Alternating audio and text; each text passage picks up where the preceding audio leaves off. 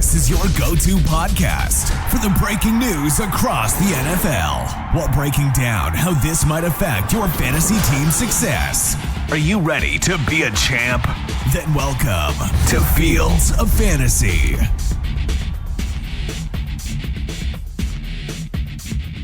How's it going, everybody? And welcome back to DFS with Fields of Fantasy. Jonny B here, and I'm joined with Josh again. How are you, mate? Yeah, I'm good, thank you. Happy to be back. Did you have a good week on DFS, or were you like me and pretty awful? I think it was pretty awful, to be fair. I couldn't bring myself to look. No, it wasn't good. I think you've had a combination of some of my players and some of your players. We've done all right. And I started the 6 p.m. games using a team which was quite similar to some of your picks. And I started off like really well. I was in like the top 50, and then I woke up at like 3 a.m. and I was like 850th out of 890. I was like, what the hell happened there? I went to bed and I was doing all right. So I think if you gambled on the late games over the earlier games, I think you would have done better. And usually, to be fair, they do try and put the late games as the higher scoring games, don't they? Because they want people to watch the single games. Right, before we get into this episode, we are going to cut live to Dowie right now. Dowie, take it away, mate. It's your boy Dowie reporting live from Texas. Jonny B, Josh, give me a yeehaw. So, the turf toe is in repair. I should be back in action in a couple of weeks. Joey B's not doing as well. He's probably a week or two behind me. Doing my scouting report for Fields of Fantasy live out here. Texas Longhorns are not looking very good. Josh, unfortunately, I think Arch Manning is a bum. I got a 6-hour drive today to Lubbock to go and watch Texas Tech and report live on the ground.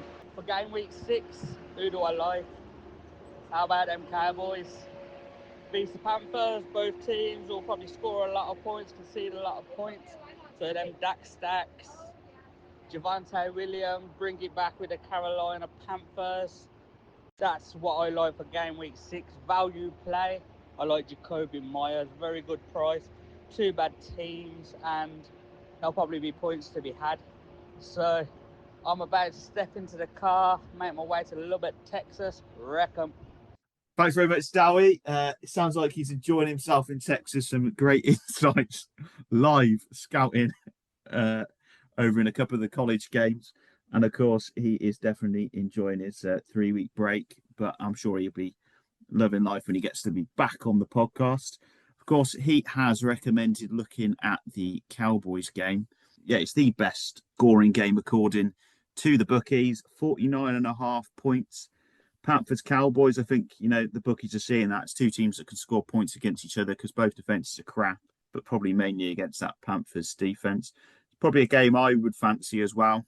Some picks in that game. And the other high scoring ones, Bucks 49ers, Colts Cardinals, Jags Seahawks, they're all about 47.5. And the games that are low scoring this week, according to the bookies, will be Steelers Cleveland, 38 points. So they're thinking that's going to be a very, very quiet game. Dolphins Chargers 43.5, Raiders Titans 41.5. What do you think about that? Is there any other games you think might be low scoring or high scoring, or do you think the bookies have got it right? I think they've got it right. I think they're definitely the Cowboys game. I think both defenses are not the best. I think the battle of the offense for the Cowboys. But yeah, I think they've pretty much nailed it on this week. The only other one really that I was kind of looking at, maybe a little bit low scoring, might be New England versus the Saints as one of the lower scoring ones. I think it's going to be, as much as I think New England are the better team, I just think it's going to be a little bit of a dogfight. But we'll see. The way my picks have gone this year, I wouldn't listen to anything I've got to say. So, but no, I think definitely the Cowboys game is going to be a really high one. I think. But see what happens. Yeah, it'll be interesting to see what happens. As always, we go position by position, and we always start at quarterback. So, quarterback, who you picking this week, Josh? I've gone with Sam Darnold. Okay. And the reason for that is I think the Seahawks are going to do really well against the Jacksonville Jaguars. And the reason for that is I know Jacksonville are coming off a big win, but I think they might go into that game. Everyone's lumping on them. I just don't think they've got 2 weeks in a row. And I think they're going to go in there and we're going to see the real Jacksonville, not the one that's come back against the Chiefs.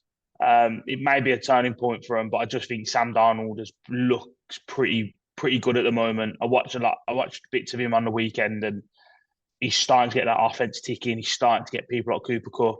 JSN looks really good.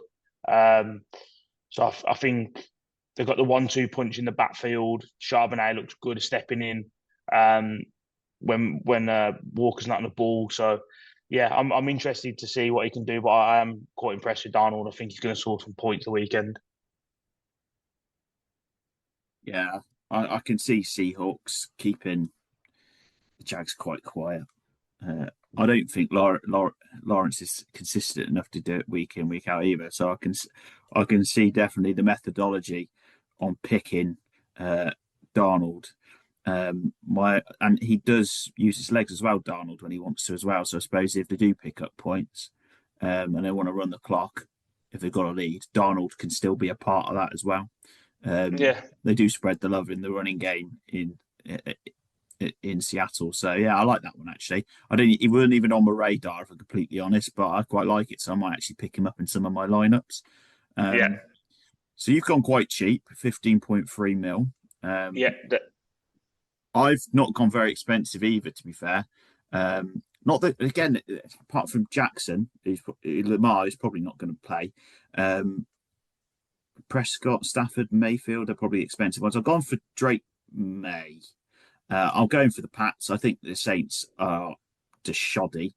And I just think he's consistent. And at 17.8, I can see him getting close to that 25-point mark against the Saints. Even if it's a not particularly high-scoring game, I still think the Pats are probably going to score over 20-something points.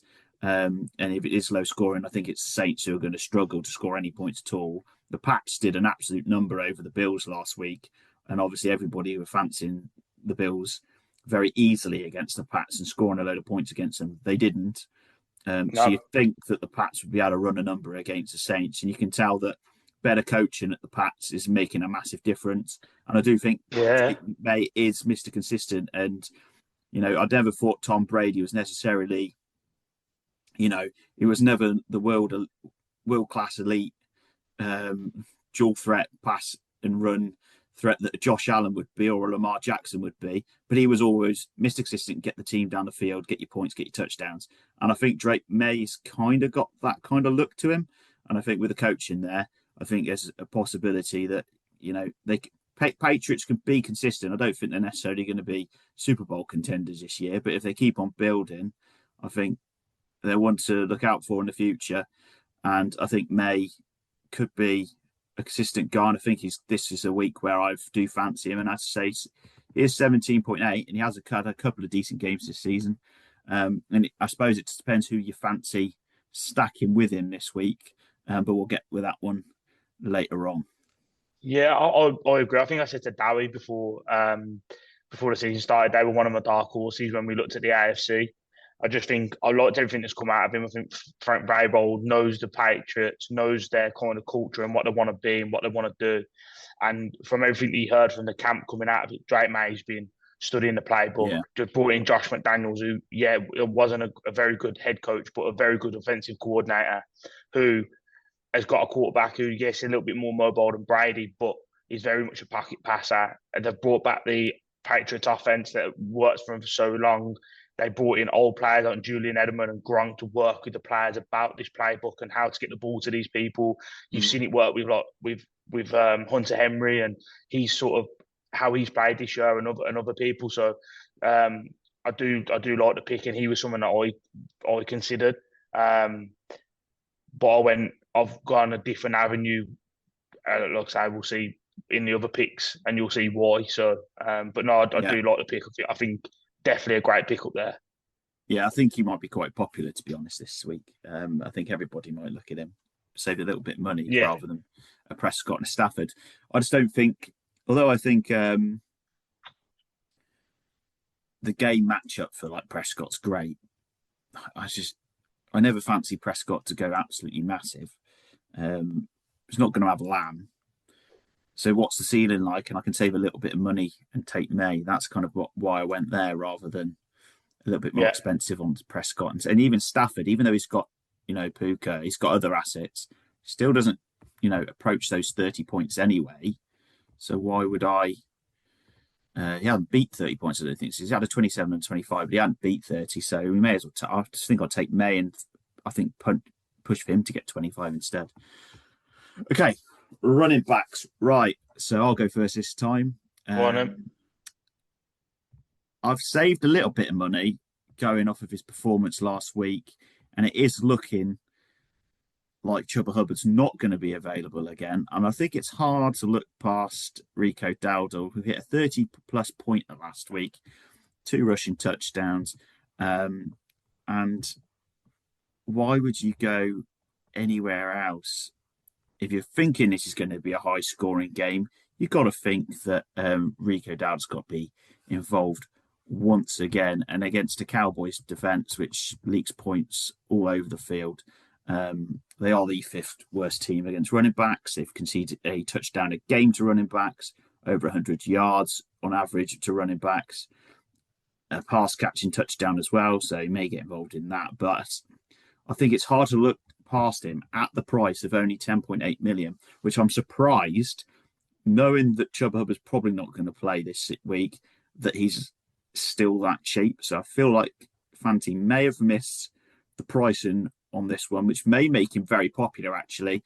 So it could be one of those picks where if he goes off and you don't have him, you're gonna struggle. But actually, if you go away from him and he does rubbish, you've got a big step up away from everybody else. But I think it is going to be hard not to pick him at that price. My other running backs I was just looking at where do I fancy, what teams do I like to target. The Titans, second worst team against running backs, and the biggest reason is they've had 8 rushing touchdowns against them so far this season, so an average of 1.5 a game. And again, they've had over 125 yards per game. So I went with Genty. He looked obviously a lot better 2 weeks ago. He still scored 16 points last week against the Colts, which is a much better defense. And at 14.3, I think now he's got a bit of rhythm. I think he has the ceiling against the Titans to get that 25 and 30 points. So I don't feel like at 14.3, it's much of a risk at all. I think I'll be surprised if he doesn't pay me off, to be completely honest. And then again, who do I like? I think you've got to think about targeting the Bengals somewhere in your lineup because they are so bad. Turf Toe's not out. Obviously, Dowie, he's saying his turf toe is going to be better, but Burrows isn't. So you're going to see that defense, that offense for the Bengals struggle again. So then I am going to target them, the Packers, and I am going to pick Josh Jacobs, who we know can have weeks where he can hit 25 to 30 points, and he's only 17.1 million. And it does save you a bit of money if you fancy going with him instead of your McCaffrey, your Taylors. I like him.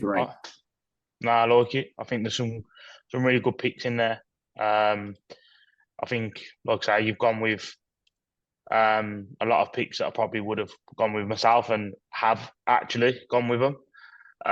So we're kind of on the same kind of ballpark there, really, which was quite an interesting one. But yeah, I've gone with Dowdle again. I think the same reason for you. I think Bryce Young against a team like the Cowboys, where they fancy themselves on offense, are going to use the run game a lot more. Cowboys have really, really struggled just with the pass rush. So I think he's going to get out and do a lot better. So no, I do like that, and I've gone with Genty as well. I think Genty's starting to look good. I do like him. 14.3, I thought was a good price for him against Tennessee, which again are a team that are really struggling. And my other one, I've gone with Williams for the Cowboys. Again, for the same reason, I think that game's going to be a really high-scoring game, and he's looked really good in a Cowboys uniform since joining. So I'm very interested to see what he can do. I think he's going to be a good pick. It's going to sort of work out in my favour down the line. So they're the three that I've gone with. Yeah, by the sounds of it, then going of, I think Genty and Dowdle could be very heavily owned. So if you're picking loads of teams, you've got to have some shares of them both. If you're only entering a couple of teams, maybe you could do a team that's got neither and try and be different to the masses. Because if we've both picked them, and we always pick our teams blind, so we don't know who the other person's picked. And if we've both picked them, it probably means that a lot of people will pick them. So, and then it's pick if you are going to pick both, who you're picking away from that. And obviously, you've gone Williams, which I think again going with a matchup could be quite heavily owned. I feel like the Bengals, Packers, and Jacobs might go a little bit more under the radar. But it also just depends on how you see the games going. You could see that's being a slog when neither team scores many points as well, to be fair. But I think it's a hard one. And I do feel like a little bit nervous about how heavily Dowdle and Genty's going to be owned now after we've both picked them. So my other, because I'm going to have lineups that's got neither, I think. Yeah, I think I'm going to have to do the same. Like when you was running through them, then I was sat there thinking, I've done the exact same thing with my team. So I completely get, like I say, why you pick. Yeah, I suppose one place if you wanted to go cheap rather than Dowdle or Genty is pick one of the Chargers running backs, because Hampton's on IR now, so you've got Haskins and Vidal. So I think Haskins is being rumoured to be the lead out of the two. So that could be a differential. And we also know that Quentin Johnston's a maybe as well. So if he's out as well, maybe they're going to have to rely a little bit more on a run game against Miami, who I believe actually doesn't do very well in the run game, do they? I think they're sixth worst in terms of fantasy points on average per game. So that's another way you could try and differentiate away from Dowdle and Genty, who are going to be extremely heavily owned. And I'd imagine their prices are extremely cheap for the Chargers as well. Yeah, definitely. I think it's going to be the case with that game. So would you go into then wide receivers? Do you want me to go first on this one? Yeah, crack on. So I'll start sort of with my most expensive. I've gone with Pickens. So I think looking at, obviously I haven't gone with Prescott, so I think because that game's so high, I think I wanted to go someone on the passing side of the Cowboys as well as the running. I think it's again just based off what I think it's going to be a high scoring game. I needed to get Pickens in there. I thought he looked really good against the Jets.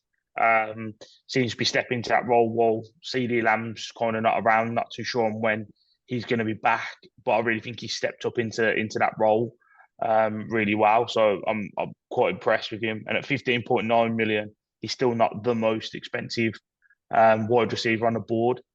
So I thought he was a good pickup. My next one is Tucker for the Raiders.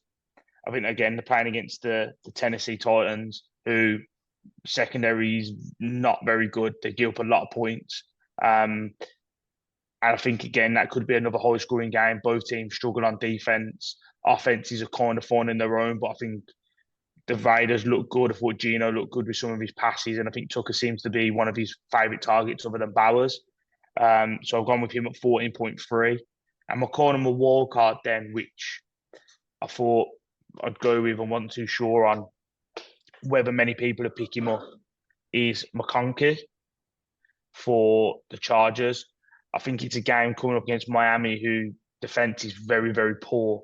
I think Herbert's going to potentially start passing his ball about, and I think McConkey's not had a game yet where he's really shone.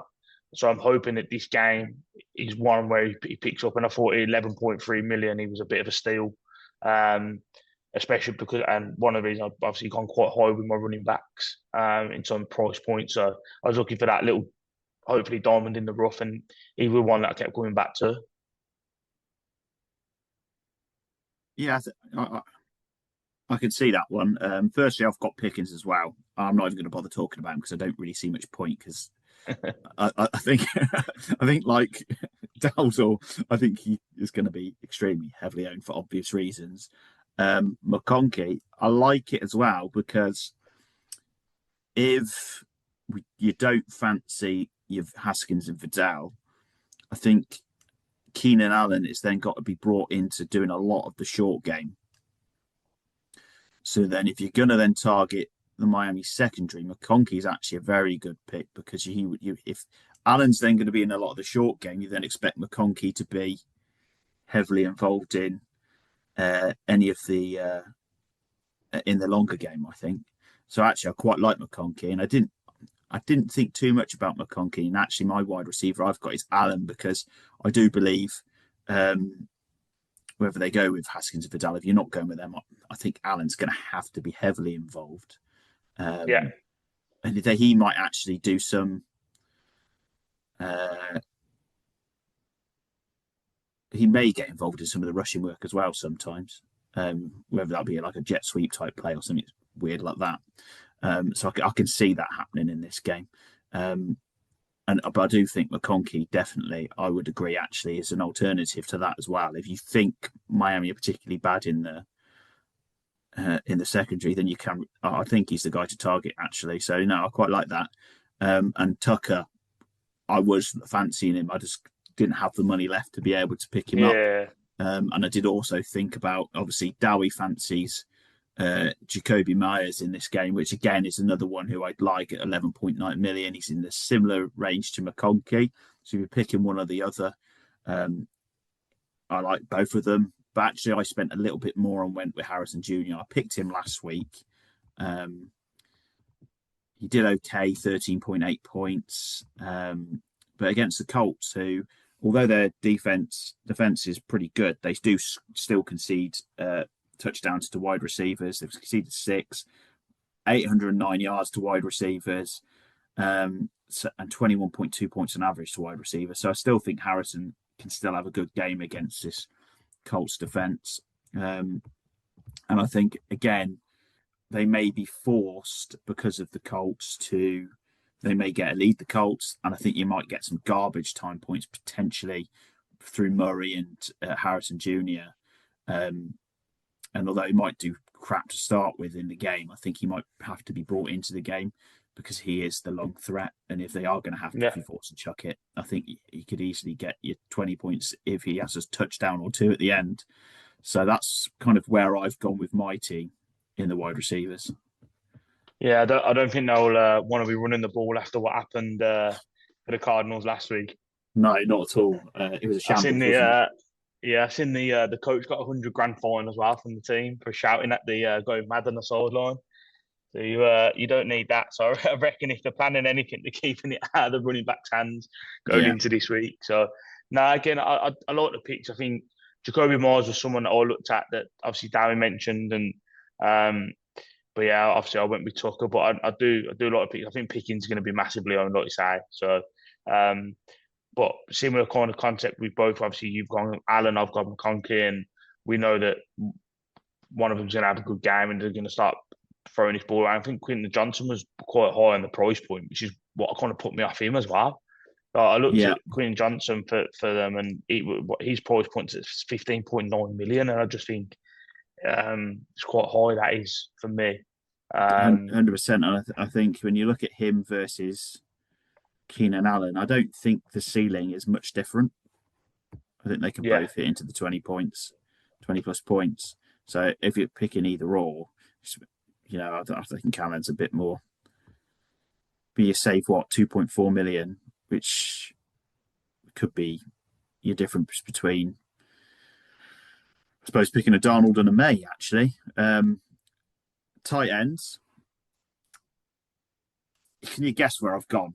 Because I haven't got another New England asset yet, have I? So you can probably guess where I've gone. If you're going to say the same, man, we might as well talk about it together, because if you've got Hunter Emery, we're in the same boat. This is scary. This is, and just for the people that are listening, we genuinely do not talk about these until today. So this is the first time we're both talking about each other's team. I don't want people sitting there thinking we picked the same team. It's not very often we get such a similar team. So that's 4 players, I think. Without going to the DST, we may have gone the similar there as well. Yeah. But Hunter Henry, and I think what sold it to me even more is when you started talking about Gronk earlier on, and I think once you went there, I was just like, oh, and I have to have an asset from. I think if you pick a QB, you need an asset somewhere within your lineup that stacks Yeah. with them, and I think Henry's the obvious one with me. I like Diggs, but actually that's a lie. Actually, in terms of a player, I like Diggs. In terms of a person, I don't because I'm a Bills fan. But I just don't ever feel completely safe with him. Probably because I'm a Bills fan, because I remember the last season or two where he didn't really perform. But I think Mr. Hunter Henry's just a safe choice. 12 points on average Yeah. per game against a Saints team, which is in the higher end of an average points per game to tight ends. They're the fourth worst. They've conceded a touchdown a game to tight ends. I think Hunter Henry's an easy choice, whether you have May or you haven't. And I'm sure you would agree with that, considering you've picked him and you don't have May. Yeah, I think, look, I agree with all the points. I think he's a bit of a safety blanket for Drake May, and we've Yeah. seen that. And I think his wide receivers probably haven't hit the heights of what they were hoping for, especially Diggs when they brought him in. I'm in the same boat as you as a Texans fan. Obviously, I come in, I was buzzing to have him. I thought, brilliant. I know he had the injury and stuff, but I was good to see him leave and go to New England. So, but yeah, I think I do like Hunter Henry, and I think he scored really well this year. He's played really well. Yeah. And I think at 10.9, when you look at the players above him, I think Kraft's 11.3, Bowers 12.4, Warren 12.5, McBride 13.7, Darren Waller 14.3. Like, and then Jake Ferguson, who's obviously romping it in terms of points per game, he's at 16.4 now. 16.4 for a tight end for me is extortionate. But that, I think at 10.9 is a very good price point, especially seeing as who they're playing against. Yeah, I think so. And I think, I think the ceiling for your Ferguson, your Henry is probably into the 20-ish points, really. And I know the Dallas, that's a differential of going away from Pickens, I suppose, is Ferguson. But he's more expensive than Pickens. Yeah. Do you want to pay that much for a tight end versus a wide receiver? But I suppose their points could be similar anyway, their ceilings, Pickens and Ferguson. But then I think Henry can hit 20 points potentially. So I'd rather save 5.5 million and pick a Henry over a Ferguson. I do like Waller, though. I think although 14.3 you can see is expensive as a tight end, I do think, as Henry is the safety blanket at the Pats, Waller is 100% the safety blanket at Miami, especially without Tyreek Hill. Yeah, I thought Waddle played quite well in his first game, stepping up. Obviously, I picked him last week, and he had some good catches and stuff. So, but no, I definitely agree that I think no one expected him to have the performances he has done. But like I say, 14.3 for me, I'm getting that for Tucker, who I think production is a lot more this season. So it's just I'm in the same boat with you when it comes to tight ends. I'd rather put my money in the wide receivers and running backs than the tight end room. So yeah, and what I would also say about Waller is, I think Tua in particular at Miami likes tight ends. You saw it with Gesicki, and who was it last year? Name's not coming to my head. Is it Jonny Smith? Yeah, Smith. And Smith was like the surprise tight end last year? Yeah, Waller could be similar this year, but the price has already got expensive for him. So as you say, we're both just happy to save money. DST then. I wonder who you've gone for. Could it be similar? I've gone for the Colts. Okay, we've gone different. That's good. I think the Colts defense this year has been, I'd say, on average, one of the best. I think it's second best in the league. At 10.2 points, 8.8 million on the price point, which I don't think is too bad. The Steelers, Rams, and Jags were all higher going into the weekend. But I just think I like the Colts defense, and I know they're going to stack the box. They're going to stop the run game, put Kyler in, and try and put the ball in his hands and pass it, which is obviously going to work for you if it comes off. But I do think that they're going to put him under a lot of pressure, and I think that Colts offense starve teams with the ball. They starve them, and I think when you go Mm. out and you play against that defense, you try and make things happen, which plays into their hands. So I like the Colts defense, and I think they're going to do well against Arizona. Yeah, I can see that, and especially if you don't have any assets. And Arizona as well, I've conceded a 10-point average to DSTs as well. Yeah, So I had not very much money left, so I was pretty much going from. I had two players left, a DST and a wide receiver. The wide receiver I picked up was Harrison Jr., but I actually picked him after my DST. But I had to play the game that quite often I end up playing, which is go to page 2 and go up until I like a DST. And I think I kind of gone with, look, I ain't got any Steelers or Browns players in this game. So I could either go with the Steelers or I could go with the Browns DST. And I went with the Steelers are at 9 million. I can't afford them. And actually, if I was going to spend that type of money, I'm not going to go with them anyway. So I actually went with the Browns against the Steelers. Again, we're looking at a Steelers team that's got Aaron Rodgers as the quarterback. I don't think they've looked particularly great going on the offense. Point 1 and point 2, Aaron Rodgers, we know, looking at some of his Jets games, can concede interceptions quite easily. His passing can be way off. He's not the Aaron Rodgers that we have known from the past, and I'm pretty sure I picked him last week, and I'm literally repeating the same stuff. And I just think at 7.4, I don't have to spend much money. I don't need to go into the 8.5s, 9 millions to pick a decent tight end, decent DST. And if I had the money, I probably would pick the Colts against Arizona. The Colts, the defense have been pretty good, and then I probably would then end up having to find a cheaper alternative to Harrison Jr. yeah. But I think if you're trying to save money, I think the Browns are pretty safe choice, really. I suppose if you don't go with a Pats lineup and you just fancy the Saints to keep them quiet, then the Saints maybe as well. They're a 6.6 point average. So quite like them. And again, Seahawks, if you're going on the mantra that Darnold's going to have a good game and the Seahawks are going to, keep these Jags quiet who might be complacent after a big win against the Chiefs. Seahawks at 7.8. They're a good choice. We know they're one of the better DST so far this season. They've got a 9.2 average. So I think they're the ones that I like this week. No, definitely. I can see your reasoning behind the Browns. Obviously, 7.4 is a good price point, and you're going into a game where no one thinks it's going to be a high-scoring game. So, off that premise, I think it's probably a good decision to go with them. And again, 7.4 is a very good price point, and I think Aaron Rodgers, he ain't the same.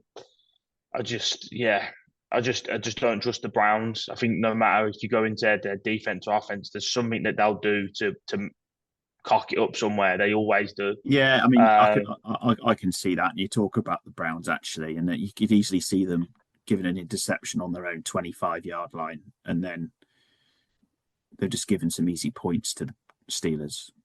Oh yeah, definitely. I think you can see it coming a mile off. You can see them fumbling the ball. They've got that Steelers defense up against a quarterback who probably hasn't played a defense like it. You see these struggles against Minnesota and things like that, and you just think going into this game, they've got to travel back as well. Like I was looking at more the travel back from the UK. Like they've got to get him back. They're getting prepared for this week, and they're coming up against a division rival in the Steelers, who they're probably 100% going to say to Highsmith and JJ Watt, let them off the chain, and they're just going to go and absolutely hunt and make him throw the ball, make him put him under pressure. Now, if they do that, does that then put pressure on the Browns defense with points and giving Rodgers more chances? I know what you're saying about Rodgers, I agree, but if you keep giving him an opportunity, is he going to make you pay? And I think that was probably the reason that put me off it. But I do think it's going to be a low-scoring game, so I see your reasoning. I think you're putting a very good case together to put 9 million in and pick the Steelers, actually. Yeah, I think I did fancy them. I just didn't have the money for it. Yeah, I think if you look round, if people are finding these diamonds in the rough and the wide receivers or that, if I had the money, I probably would. If I could knock out a couple of mil, then I probably would go with them. And actually, I've just talked myself into actually picking the Steelers up because I have actually got 0.2 mil when I looked in the looked in my bank. Well, there So we go. we've got a live change. So I've Yeah, actually just looked and said I've got point 0.2, and I've spent 8.8 on the Colt. So happy I'm days. gonna trust my own. I've talked myself into it, and I've Yeah, gone with the Steelers. I feel like downgrading Harrison Jr. now and picking the Steelers and then finding a bargain wide receiver now.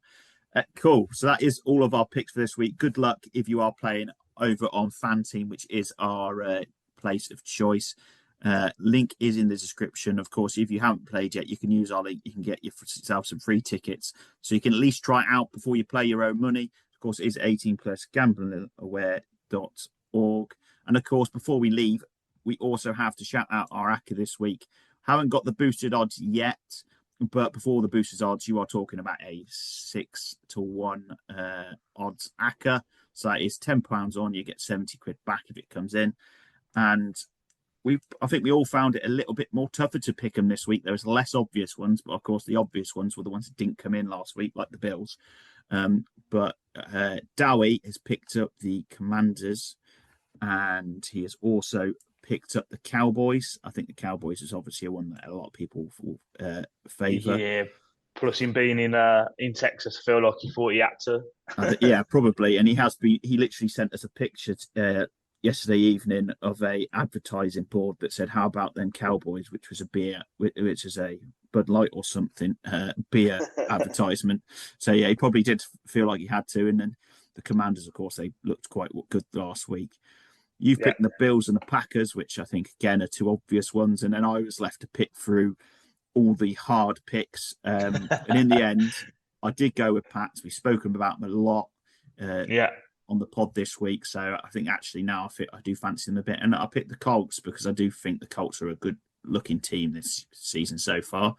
They're one of the 4-1 teams, aren't they? So they do look good against the Cardinals. So if you do fancy that, hopefully the boosted odds will come through. Look on our Twitter and you'll be able to see what those boosted odds are. And hopefully we'll bring it back to a 3-3 after going 2-0 and losing 3 in a row. But yeah, it's a little bit harder now. They're bye weeks, so they're to find some actual obvious games. But I actually feel a little bit after we spoke through our picks for the slate for our teams. I do feel a little bit more confident about the Acca now. So hopefully we're going to add a little bit more money into the Acca pot for our end of season celebrations. I feel like, to be honest, this year has been really hard to pick teams just in general. Like you hear today that the Eagles are what? Have they lost a game this year or lost one? And you've heard that Hurts, Barkley, and AJ Brown are all having crisis talks. And you just think like there's no team out there. You get staple teams like the Ravens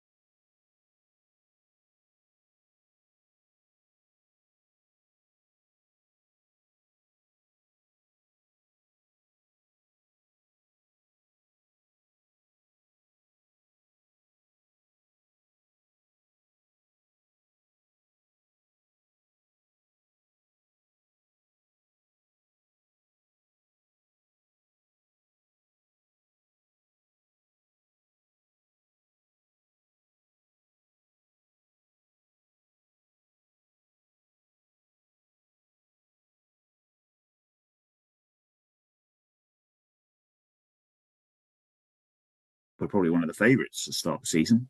And then Bills became a favourite. They lost against the Pats. And I don't think there's one team you could probably say, yeah, that's the team I think will get to the Super Bowl on either conference. You could not predict a Super Bowl completely right now and be 100% like, yeah, that's a certain team like that. They should get there, or should be at least to the conference championships. But yeah, I agree with that. It's literally so hard to predict this season. It's not the most, I don't think it's the most electric season so far. So it'd be interesting to see how the rest of the season plays out once teams have got a bit more rhythm, because it's still only 5 games in. If you've enjoyed that, hopefully we've got you some picks that'll help you in some of your DFS leagues this week. And make sure you take a listen to next week, where it'll be me and Josh again with Dowie out with Turf Toe scouting in Texas. And we'll see you next week. Ta-da.